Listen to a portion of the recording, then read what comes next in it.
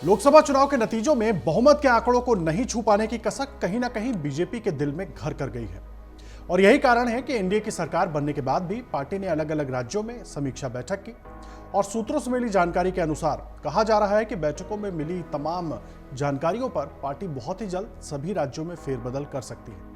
ऐसे में सवाल उठता है कि किन मंत्रियों और विधायकों पर गाज गिर सकती है।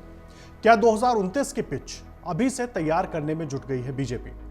2024 में बहुमत ना छू पाने के पीछे का आखिर कारण क्या है? आखिर बीजेपी राज्य सरकारों में क्या फेरबदल कर सकती है?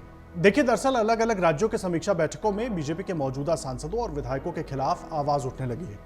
संगठन के तौर तरीकों, मंत्रियों के व्यवहार और टिकट वितरण को भी प्रतिकूल नतीजों की वजह बताया गया है। दूसरे दलों से आए नेताओं को ज्यादा तरजीह देने से भी मूल काडर की नाराजगी जाहिर हुई है और ऐसे में पार्टी के अंदर बड़े बदलावों को लेकर अब दबाव बढ़ने लगा है। आपको बता दें कि लोकसभा चुनाव के समय पार्टी ने इस बार 400 पार के नारे के साथ पार्टी मैदान में उतरी थी। गनीमत यह रही कि बीजेपी इस बार सहयोगी दलों के सहारे बहुमत के आंकड़े तक पहुंच गई, यानी कि सरकार बनाने के आंकड़े तक पहुंच पाई। बीजेपी का अपना प्रदर्शन खराब रहा और उसकी 63 सीटें घट गई। इस बार सबसे ज्यादा झटका उत्तर प्रदेश में लगा, जहां उसकी सीटों और वोटों में भारी गिरावट आई है। बीजेपी का वोट प्रतिशत पिछले चुनाव के 49.98% से घटकर 41.37% पर रह गया, तो वहीं सीटें 62 से घटकर 33 रह गई। समाजवादी पार्टी प्रदेश की बड़ी पार्टी बनकर उभरी। यूपी में लगे झटके को पार्टी अभी तक पचा नहीं पा रही है और ऐसे में अगर सूत्रों की माने तो उत्तर प्रदेश की समीक्षा बैठक में पार्टी के कई नेताओं ने राज्य से लेकर केंद्र तक की कई खामियों को उजागर किया है। साथ ही तत्काल प्रभावी कदम उठाने का आग्रह भी किया है। सूत्रों की माने तो प्रदेश के एक प्रमुख नेता ने कहा है कि हार का कारण साफ है। समीक्षा में ज्यादा समय गंवाने के बजाय अभी से उन कमियों को सुधारा जाना चाहिए जिनसे प्रतिकूल प्रभाव पड़ा है। 2027 के लिए अभी से कार्यकर्ताओं से लेकर ऊपर तक काफी काम करना होगा। इसमें यह भी देखना होगा कि दूसरे दलों से आए नेताओं को तरजीह देने में मूल काडर की उपेक्षा ना हो।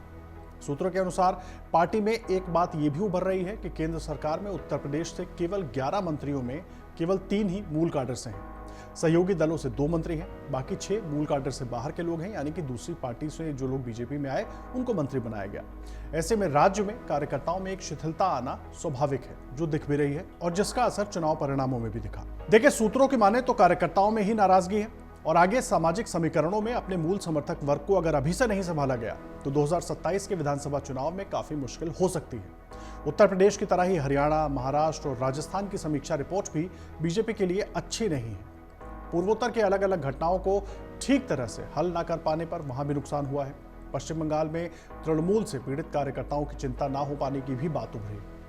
राज्यों में सरकार के स्तर पर भी बदलाव संभव है। देखिए, संकेत हैं कि पार्टी सभी राज्यों की समीक्षा रिपोर्ट आने के बाद बड़े बदलाव कर सकती है। ये बदलाव संगठन के स्तर पर तो होंगे ही, राज्यों में सरकार के स्तर पर भी हो सकते हैं। दूसरे दलों से या नौकरशाही से आने वाले नेताओं को लेकर के भी पार्टी अब सतर्कता बरत सकती है, खासकर उन राज्यों में जहां वो मजबूत है और उसे गठबंधन की भी जरूरत नहीं है। देखिए, सामाजिक आधार पर अपने समर्थक वर्ग को भी फिर से बीजेपी को साधना होगा। सबसे ज्यादा काम कार्यकर्ताओं की नाराजगी को दूर करने का होगा और उनकी बात को संगठन और सरकार के स्तर पर सुनने का होगा।